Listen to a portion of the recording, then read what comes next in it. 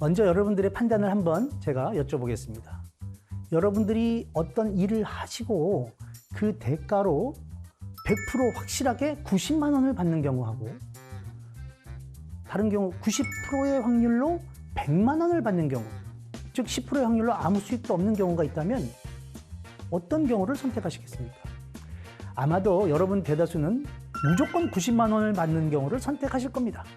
제가 강의실에서 대학생들에게도 같은 질문을 하는데요. 대부분 여러분들과 같이 전자, 즉 100%의 확률로 90만 원의 수익을 선택합니다. 이제 다시 질문을 한번 바꿔서 여러분들이 100% 확실하게 90만 원의 손실을 보아야 하는 경우와 90%의 확률로 100만 원의 손실을 보는 경우 중에 하나를 선택할 수 있다면 무엇을 선택하시겠습니까? 물론 개인의 성향과 상황에 따라서 차이는 있겠지만 강의실에서 물어보면 대다수가 후자를 선택합니다. 우리는 중고등학교 시절에 기대값 혹은 기대가치라는 것에 대해서 배웠습니다. 앞서 여러분들에게 했던 질문, 90만 원의 수익이 100% 나는 경우하고 100만 원의 수익이 90%의 확률로 나는 경우 기대값을 구해보면 모두 90만 원으로 동일하고 또 손실의 경우도 모두 마이너스 90만 원으로 동일합니다. 하지만 수익과 관련된 첫 번째 질문에서는 수익의 기대값은 같은 90만 원이지만 사람들은 확실한 100% 90만 원 수익을 선호합니다. 반면에 손실의 경우는 그 양상이 반대로 나타나죠. 즉 손실과 관련된 두 번째 질문의 기대값은 똑같이 마이너스 90만 원이지만 다수의 사람들은 확실한 90만 원의 손실보다는 90%의 100만 원 손실을 선호하는 것입니다. 왜 그럴까요? 우리 인간은 계산기처럼 90만 원의 수익과 90만 원의 손실이 모두 동일한 절대값 90만 원의 가치를 지니고 있다고 생각하지 않기 때문에 그렇습니다. 90만 원의 손실을 90만 원의 수익보다 훨씬 더 크게 느끼고 같은 금액의 수익으로 느끼는 긍정적 감정보다는 같은 금액의 90만 원의 손실에 대한 부정적 감정을 훨씬 더 크게 지각하는 것이죠. 그래서 첫 번째 질문의 경우 10%의 확률로 아무것도 받지 못할 부정적 경험을 피하기 위해서 비록 조금 작은 수익이지만 확실한 수익을 선택하게 됩니다. 반면에 두 번째 질문에서는 100% 손실을 보는 상황을 어떻게든 피하기 위해서 그리고 손실을 피할 수 있는 10%의 희망을 걸고 조금 더 큰 돈인 100만 원 잃을 확률이 90%인 그런 모험을 하게 되는 것이죠. 많은 개인 투자자들이 주식에서 적은 수익에 급히 팔고 손실이 날 때에는 그 주식을 빠르게 팔지 못하는 이유가 바로 여기에 있습니다. 우리는 과거 경제학자들이 생각했던 합리적이고 이성적인 사고를 하는 소위 경제적이고 논리적인 인간과는 거리가 있습니다. 만일 우리가 중고등학교 때 배웠던 기대값에 근거해서 이성적으로 행동한다면 기대값이 같은 경우 비슷한 선호도를 보여야 합니다. 더욱이 기대값이 마이너스 값을 가지게 되는 그런 일들은 하지 말아야 되는 것이죠. 가령 로또나 도박, 보험 이런 것은 우리가 투자한 금액보다 적은 기대값을 지불합니다. 그런데 많은 사람들은 오늘도 기대값이 마이너스인 카지노와 보험회사에 기꺼이 돈을 지불해 가면서 게임을 하고 또 보험을 구입하고 있습니다. 왜 그럴까요? 인간의 행동을 설명하고 예측하기 위해서는 인간이 어떻게 생각하는지 그리고 그 생각에 영향을 주는 요인이 무엇인지를 파악해야 하는데요. 우리 인간은 어떤 일의 수학적, 금전적 가치, 즉 기대값뿐 아니라 그 일로 인한 긍정적 혹은 부정적 감정과 같은 이런 주관적 가치를 중요하게 생각합니다. 그리고 이것을 우리가 보통 효용, 유틸리티 혹은 효용 가치라고 부르죠. 따라서 도박의 경우 기대 가치가 마이너스지만 가령 도박을 즐기는 사람에게 도박의 기대 효용은 플러스도 될 수 있습니다. 예를 들어 1,000원을 투입해서 8,000원을 딸 확률이 10%이고 1,000원을 잃을 확률이 90%인 슬롯머신의 경우 기대 가치를 계산해 보면 마이너스 100원이 나오는데요. 하지만 도박을 즐기는 사람의 경우 이겼을 때 얻는 8,000원에 더해서 쾌감이 포함된 효용이 9,000원이고 1,000원을 잃었을 때는 사소하다라고 느껴서 그 효용이 마이너스 1,000원이 아니라 마이너스 900원 정도라고 한다면 이 사람의 기대 효용은 플러스 90원이 됩니다. 따라서 객관적 기대값이 마이너스인 도박이나 보험 등이 어떤 사람에게는 플러스 기대 효용값을 가질 수 있는 것입니다. 마찬가지로 자신이 내는 보험료의 효용을 금전적 가치보다 작게 느끼고 보험이 없을 경우 들어갈 어떤 금전적 부담과 위험, 이런 부정적인 감정, 이런 것들을 해결해주는 가치를 주관적으로 높게 생각하면 보험 구입의 기대 효용은 플러스로 바뀔 수 있습니다.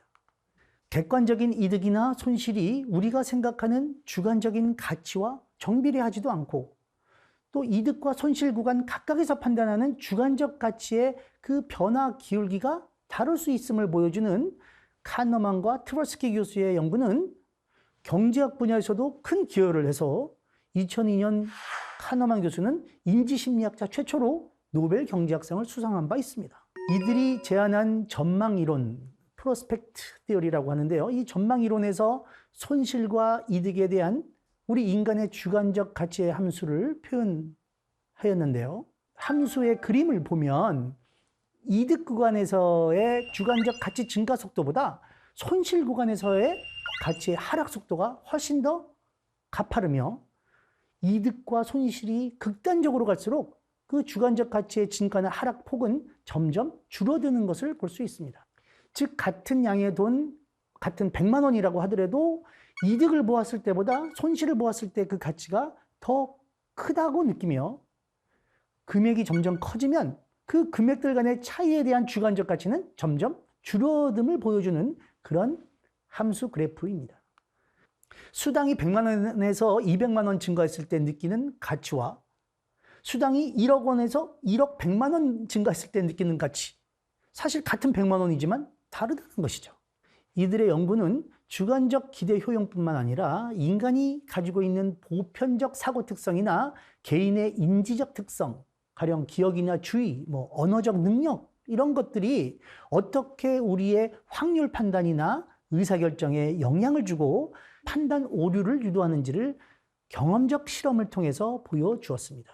가령 여러분이 A 서점에서 평소에 읽고 싶었던 15,000원 하는 딱딱한 심리학이라는 책을 사려고 하는데 옆에 있는 친구가 이거 같은 책이 요 100m 떨어진 B 서점에서 10,000원에 판다고 알려줬다면 여러분은 A 서점에서 B 서점으로 가시겠습니까? 이제 다른 상황을 한번 생각해 보겠습니다. 여러분이 오랜 기간 동안 원했던 모 유명 회사 제품의 명품 시계, 가격은 350만 원인 이 시계를 사기 위해서 A 백화점에 갔습니다. 그리고 막 사려고 하는데 옆에 있는 친구가 야 이거 같은 시계를 요 100m 떨어진 B 백화점에서 5,000원 싼 349만 5천 원에 파는데 그런 걸 이제 알려줬다고 했을 때 여러분은 A 백화점에서 B 백화점으로 가시겠습니까?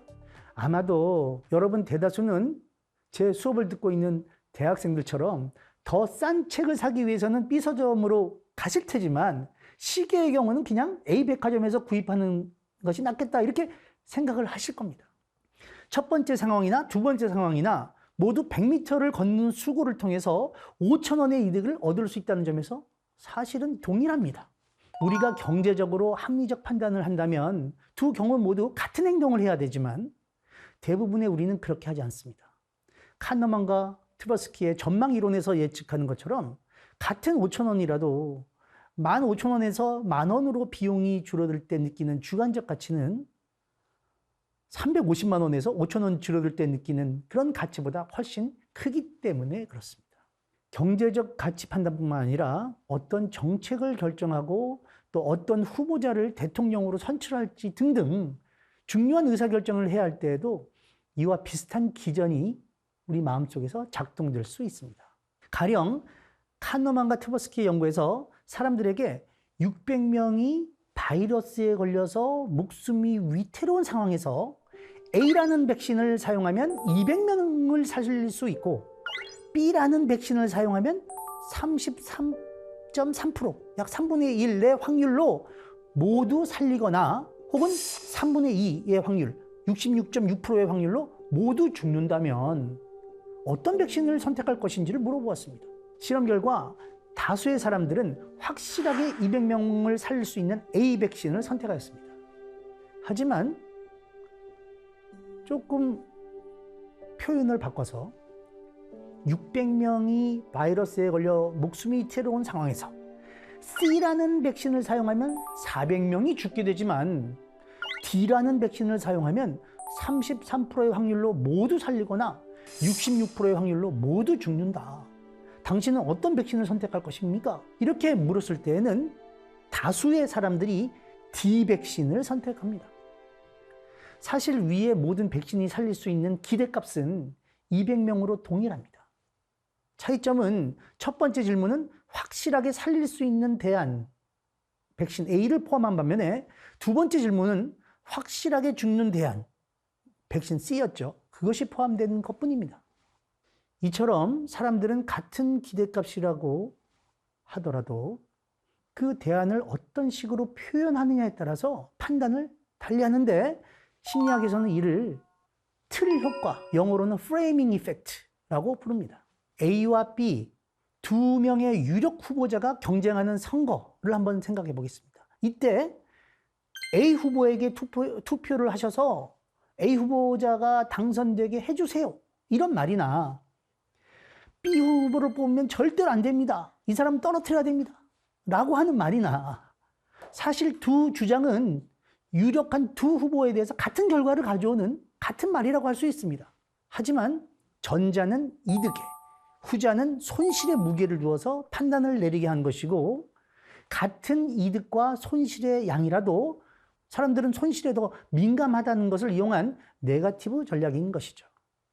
인간의 판단과 의사결정은 객관적인 데이터에 근거해서 늘 합리적이고 이성적으로 이루어지는 건 아닙니다. 중요한 것은 우리가 언제 어떤 상황에서 비합리적이고 비이성적인 판단을 하는지를 이해하는 것입니다. 지금까지 제한된 대안과 그것의 가치를 객관적으로 알 수 있는 상황에서 우리의 주관적 가치 판단의 왜곡 현상을 언급드렸습니다.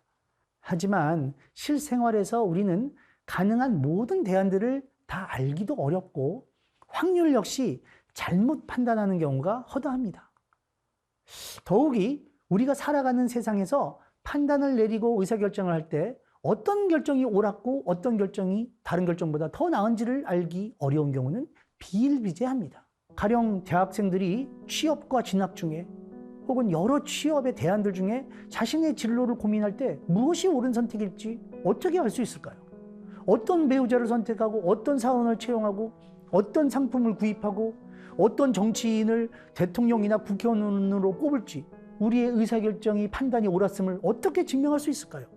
우리가 선택해서 가고 있는 이 길은 타임머신으로 시간을 되돌리지 않는 한 돌이킬 수 없고 선택하지 않은 길에 대해서도 우리가 추측만 할 뿐 검증할 방법은 찾기 어렵습니다.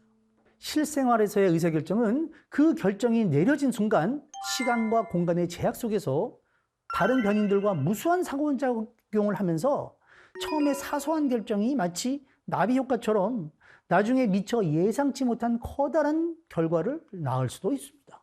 모든 대안들을 곰곰이 다 따져가면서 최선의 결정을 했다고 해도 그 결정에 대해 우리가 생각했던 주관적 가치나 혹은 만족감 이런 것이 그대로 유지되는 것도 아닙니다. 오히려 가능한 모든 대안들을 다 고려해서 내린 결정이 그냥 마음에 드는 대안이 나타날 때까지만 찾아보고 결정을 내리는 경우보다 만족도가 더 떨어진다는 연구 결과도 있습니다. 더욱 흥미로운 연구 결과가 네덜란드의 심리학자인 다이스터하우스와 그의 동료들에 의해서 2006년 사이언스지에 발표되었는데요. 이들은 복잡한 판단 과제일수록 우리가 의식적으로 여러 대안들에 대해서 고민하는 것보다 무의식적으로 생각하는 시간, 예를 들면 음악을 듣는다든가 문제를 푼다든가 이렇게 시간을 보내고 나서 의사결정을 했을 때 더 나은 의사결정을 한다는 것을 발견했습니다. 때로는 판단과는 전혀 무관한 요인들이 우리의 의사결정에 영향을 주기도 하는데 이스라엘의 인지심리학자인 샤이 덴츠거 교수와 그의 동료들이 수행했던 연구에서 가석방 여부를 심사할 때 위원회가 점심 식사 바로 전에 심사한 사건은 거의 대부분 가석방 허가가 나지 않았던 반면에 점심 식사와 휴식 시간 후에 심사한 사건은 약 60%가 가석방 허가가 되었다는 것을 발견했습니다. 가석방 결정이 순전히 이성적인 판단, 법과 사실에만 근거한 판단이 아닐 수 있다는 것을 보여주는 예가 되는 것이죠. 인간의 의사결정 과정은 우리가 생각하는 것처럼 언제나 합리적이지도 객관적이지도 않습니다. 더욱이 위험이 존재하는 상황에서는 일정한 편향이 일어나고 우리의 기억이나 표현 방식, 몸 상태에 따라서 그리고 심지어 무의식적으로 처리되는 정보들에 의해서 시시각각 영향을 받는 것입니다.